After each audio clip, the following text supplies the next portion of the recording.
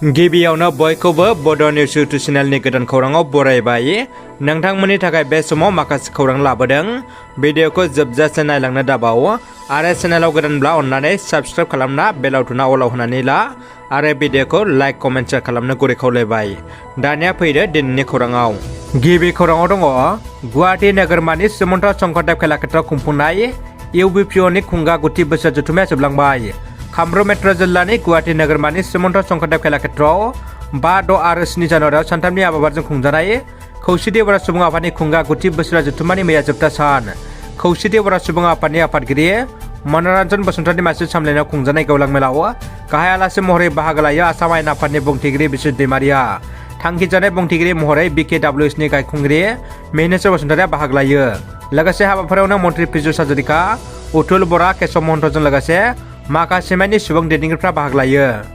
बिटिआरनि 3 गोहोगोरा सुबुं फारियै बड'लेण्ड जनजाति सुरक्षा मन्चनि मावफुं आफादगिरि दावराय देख्रेब नार्जारि, बड'लेण्ड कन्ट्रेक्टर एस'सिएशननि गाहाय नेहाथारि बिक्रम दैमारि आरो बारग' EM, बारग' MCLA, बारग' MLA हितेश बसुमतारिखौ क'क्राझार पुलिसआ हमनायनि सायाव गोख्रों रावजों सोंखारदों आसाम प्रदेश कंग्रेस कमिटिनि गाहाय नेहाथारि गर्जन मोसाहारि बिथाङा।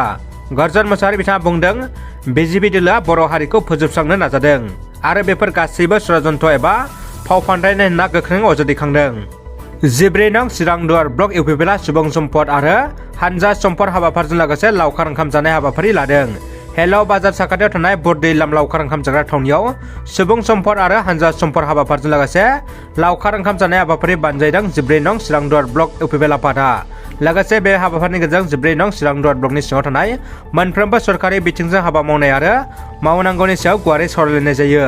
मख'नो गोनांदि बे हाबाफारियाव बाहागो लायो 14 नं चिरांदुवार ब्लक इउपिपिएलनि गाहाय नेहाथारि निखिल बरगयारि, लाइमोन गांखंनि गाहाय नेहाथारि जादब दाहाल, लोगो नेहाथारि खोदाम बसुमतारिजों लोगोसे 14 नं चिरांदुवार ब्लकनि सिङाव थानाय गासै मासिगिरि सोद्रोमा आरो इउपिपिएलखौ मदद खालामग्रा मददगिरि रायजो राजाफ्रा। दानिया फैदो गुबुन मोनसे खौराङाव।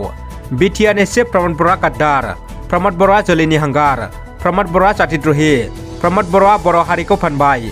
बे बाथ्राखौ जों बुङाखै, बे बाथ्राखौ बुंदों बिटिसिनि बारग'या महेश्वर बसुमतारि बिथाङा। प्रमद बर'आ बिटिसिखौ बिटिआर खालामना गासै पावारखौ फानना पावारलेस जाबाय। सुइपारनि साख्रिबो होनो हाला प्रमद बर'आ। प्रमद बर'आ गाद्दार, प्रमद बर'आ जोलैनि हांगार होनना बुंदों बिटिसिनि बारग'या महेश्वर बसुमतारि बिथाङा। प्रमद बर'खौ तामुलपुरावनो फेजेनना बिदाय होनांगौ होनना बिथाङा गोख्रोङै बुंदों।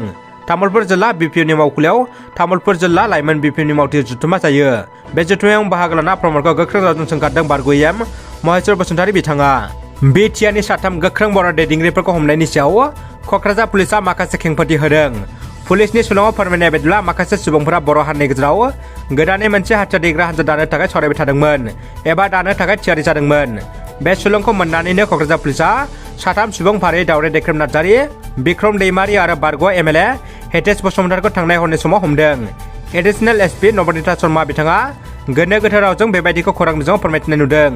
बे समाव बड'लेण्ड जनजाति सुरक्षा मन्चनि मावफुं आफादगिरि दावराय देख्रेब नार्जारिखौ 14 साननि थाखाय जुडिशियेल कास्टडियाव दैथायहरनाय जाबाय आरो बड'लेण्ड कन्ट्रेक्टर एस'सिएशननि गाहाय नेहाथारि बिक्रम दैमारि आरो बारग' MLA हितेश बसुमतारिखौ सोंनाय फिननाय खालामनो सानबानि थाखाय पुलिस कास्टडियाव लाखिनानै दोनबाय।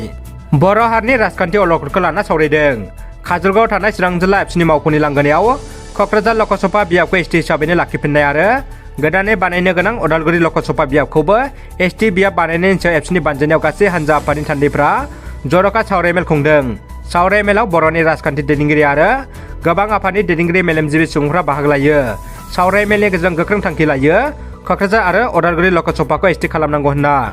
दानिया फैदो जोबथा खौराङाव। तामुलपुर जिल्ला लाइमोन बिपिएफनि मावथिफोरखौ लोगो हमनाय मेल जुथुमदों।